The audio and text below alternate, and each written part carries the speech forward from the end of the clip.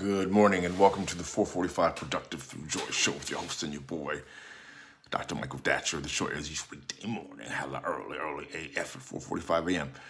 here on YouTube's Michael Datcher channel, then 4:45 p.m. on Facebook Live. Guys, today we're talking about will and belief, as in willpower is a more popular vernacular way to express that idea, but that's not what we're talking about in particular. And also belief, that connection between willpower, will, and belief. So thanks for joining us here. You can go to productivethroughjoy.com, see about us. We speak to groups, schools, and organizations about being productive through joy. All right, let's dive into the topic. So we're talking today, guys, about will and belief. So point one is that you want to think, we encourage you to think about the connection between will and belief. So how to start this particular conversation would be the following. Will, we oftentimes think about will as willpower and the power to kind of make ourselves go through something or will ourselves to victory. Okay, so that's a part of what certainly is possible just through sheer intensity and stick-to-itiveness.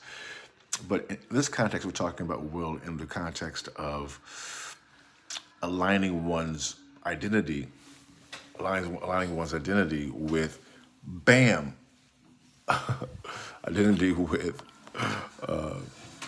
the primordial, the internal, the original thing. Again, if you know the show, we talk a lot about the idea that if it is true that God, Spirit, is everywhere, that means that it's also inside of you. And so a part of the ancient Egyptian approach, ancient Kinetic, the ancient Egyptians called themselves Kamau, the black people. They called their land Kemet, K-E, it's transliterated as K-M, transliterated as K-M-E-T or K-M-T, because there are no vowels back in those in that particular approach to script.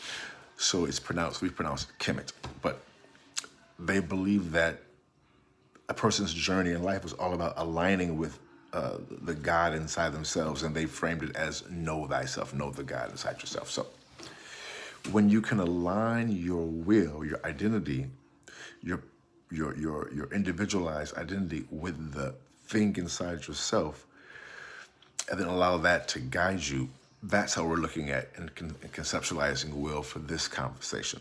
It's knowing yourself, knowing that primordial, that I call it one love, for example. You can call it whatever you want to call it, but aligning your identity with that primordial, that thing inside yourself, so that that will guide you. So there's that.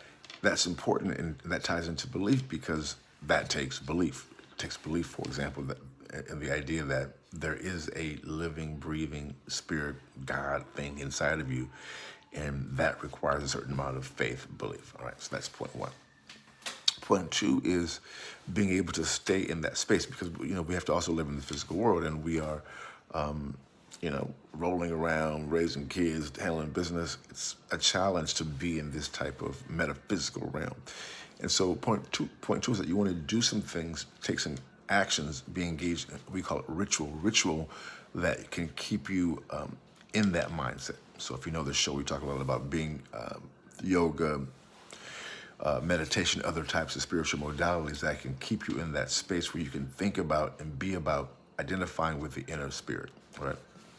As you begin to become more proficient at that particular exercise, point three is that you will then be able to be in that spirit, be in that oneness with the oneself, be in the knowledge of self with enough efficacy that you can, in my experience, certainly change your life and become a lot more productive, and do so through joy. Boom, goes the dynamite. Thanks for being here, guys. We'll see you this afternoon at 4:45 p.m. We may be on a plane. Let me think about that. It'll be around that time. So thanks for being here, guys. We love and respect you here, and we will talk to you soon. Deuces.